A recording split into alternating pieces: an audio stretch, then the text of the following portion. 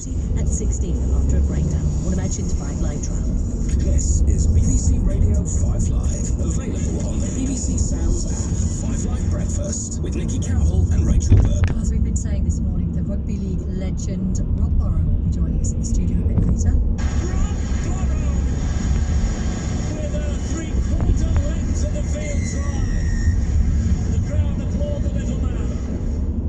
Yes, he won a remarkable 8 grand finals, 3 World Club challenges, 2 Challenge Cups in 17 years with Leeds Rhinos.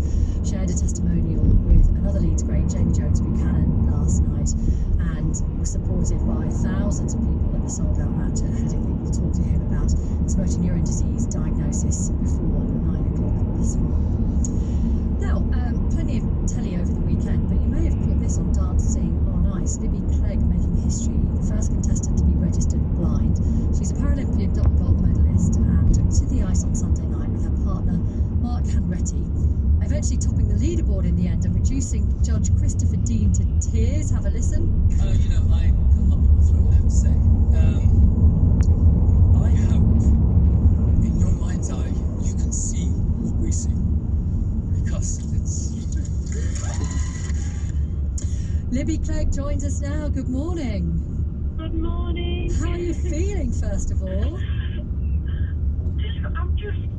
I'm still in shock, I can't quite believe it. Did you get a sense throughout the training, on all the rehearsals during the week, that things were coming together for you? Mark and I have been training. It was an absolutely jam-packed routine, and it was quite complex, but, I just wanted to execute it properly. Well, you did, and it was absolutely brilliant.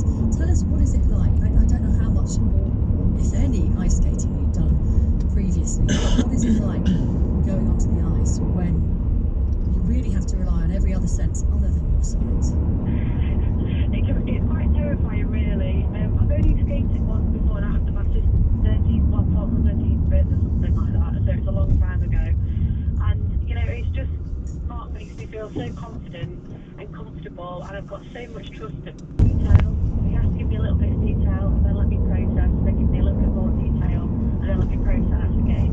Because I didn't know this before I went on that ice, but basically, there's like an inside and an outside edge on your blades. I just thought they were straight, and it can be quite, depending on what edge you're on, depends on how long you can turn and that kind of thing, and if you can turn at all. So it then gets to the nitty-gritties and making sure that you can do those like little fine details.